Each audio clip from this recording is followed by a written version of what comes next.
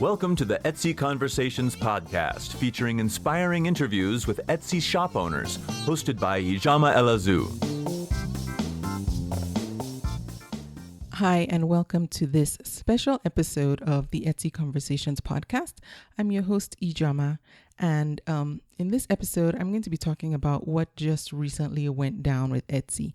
If you haven't been paying attention, or if you haven't heard yet, I'm going to help you catch up and stay abreast of what you need to know. So, sometime last week, actually it was on Tuesday, May 2nd of 2017, Chad Dickerson was removed as the CEO of Etsy after he had been in that position for almost 6 years. Now, in the announcement that was made, they said he's going to remain in an advisory role over there at Etsy until the end of May. And he's being replaced as CEO by a guy named Josh Silverman, who is already someone who sits on the Etsy's board. He's one of the board directors. Chad apparently also held the position of chairman of the Etsy board, and he's being replaced in that position as well by a tech investor by the name of Fred Wilson. I don't know too much about either of their backgrounds. I believe one of them, I think the CEO, worked for Skype or something. I can't remember, so don't quote me on that. But also, in addition to Chad Dickerson stepping down or being replaced or removed, I don't really know what the real situation is. Etsy also announced that they're going to be laying off 80 employees, which is about 8% of Etsy's total workforce.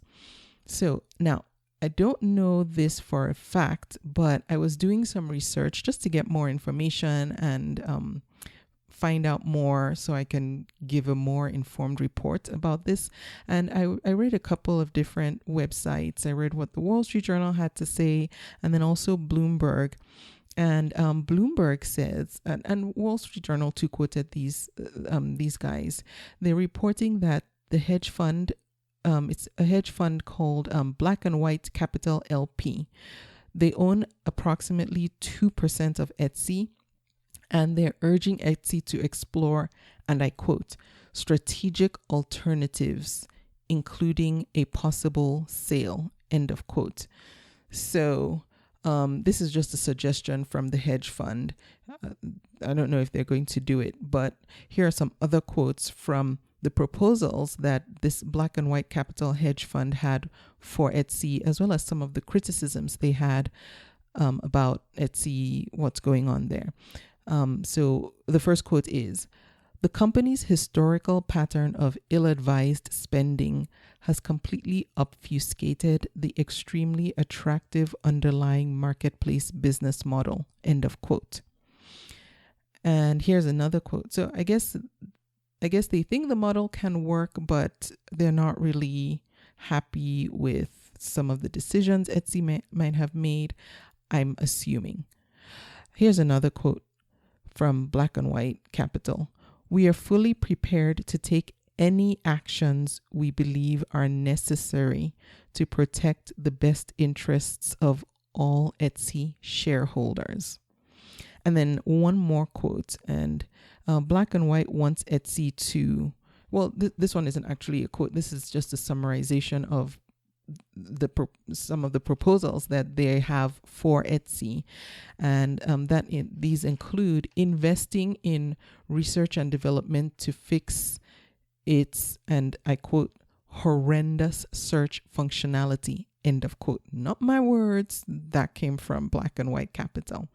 They also propose that Etsy suggests similar available items and redirect marketing expenses to drive repeat customers. And then they had some other suggestions for Etsy. But I mean, that's kind of above my head. This is just what they were suggesting. I guess, I don't know if 2% means they have a controlling interest in Etsy. I don't know, but this is just what I dug up. So last week, I kept waiting for Etsy to say something publicly about all this. I mean, other than the announcement, but to address it and, talk about what it meant to Etsy sellers in particular, because, hello, we need to know. But they remained pretty mute on the topic until about Thursday or Friday. And about Thursday or Friday, you might have received an email from Etsy's new CEO, Josh Silverman. And if you missed it, here's what he said. I'm going to read it to you verbatim because it's not very long. I hope it's okay for me to read it verbatim, but these are his words. Hi, I'm Josh, Etsy's new CEO. I've served on Etsy's board since November, and I'm thrilled to be leading this amazing company. I believe deeply in the power of creativity and the unique role Etsy plays in reimagining commerce. Whether you're a hobbyist or professional, I'm focused on making Etsy the best place for you to sell your products.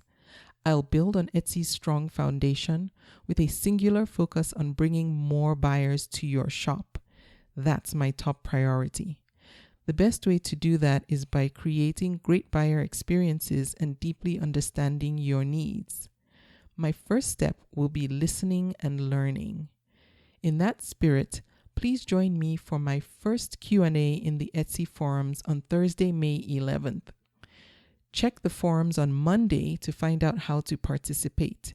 And thanks to everyone who's already shared their ideas with me.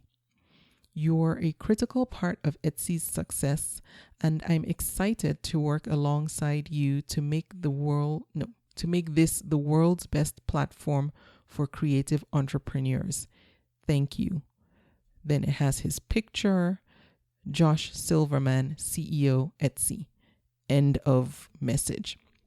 So, there you have it.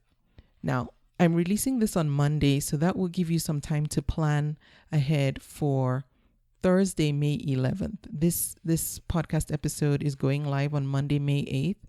So don't forget, the Q&A with Josh Silverman will be this Thursday, May 11th, 2017, in the Etsy forums. Though no specific start and end times were given in his email, I assume as of today, you can go to the forums and get more information about when, like what time the Q&A is going to start, what time it's going to end, how to submit your questions. When I checked, when I got the email, I got my email on Thursday, and there wasn't much information other than what was in the email, at least not in the forums. So check the Etsy forums starting today, Monday, May 8th, 2017, to find out how to participate. I will try and join in and ask my own questions, and I strongly encourage you to do the same if you can, if you're able to. If you can't, you can always go to the forums and read up. Hopefully, I think they'll leave the thread up there, hopefully, so you can read the questions and the answers that were given. I don't know how it will go, but when it's over, I plan to do a follow-up episode, so please come back and check for that. And then I also wanted to give you an update on the Etsy Q&A that I announced that I would be doing.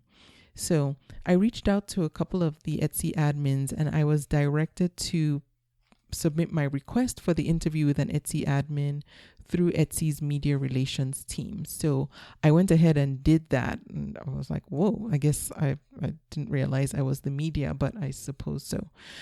And so I contacted Etsy's media team, and basically the long story short is they said not now. And so that's the answer. I was kind of disappointed, but I guess I understand it's just not a good time for Etsy right now, even though I put my request in a while ago. But essentially after some back and forth, their response was not now, maybe later. So I know I received a lot of questions for this Q&A, and I was really excited because so many people were engaged with that and had some really good questions, and I've collected them all, and I don't want them to go to waste. So what I'm going to do is I'm going to go ahead and do the Q&A myself. So I have all your questions. Thank you to everyone who sent in questions and multiple questions. I love it. It makes me happy because I saw some questions I hadn't even thought about, but I thought that's really good to know. So I'm going to go ahead and do the work myself and do the research myself. I will find answers to your questions. And if I can't find one easily, I will reach out to support myself and ask the question, and then I'll turn it into either a blog post or an episode where I just do all the questions and answers. I haven't yet decided how I'll do it. My guess is you will probably prefer it as a podcast episode. So I can go ahead and put that together for you. So I'll keep you posted. There were a lot of questions that came in, so please be patient with me as I do the homework and get the answers. Like I said, for the ones that I can't find answers myself, I will still ask Etsy support. I mean, they have to respond, I believe, and then turn all those answers into an episode. So thank you so much for participating in that Q&A. I'm so sorry that I could not get someone from Etsy on the podcast as I had hoped, when I had hoped, and I will make sure your questions don't go to waste, and we'll do something about them. So listen for another episode, a follow-up episode to this after the Etsy Q&A with Josh Silverman. And thank you for listening. I will be back on Wednesday with a new episode, and I'll see you then. Thank you for listening. You can subscribe to the podcast in iTunes, and while you're there, please leave a review too. Visit convome.com to leave a comment or feedback on this episode.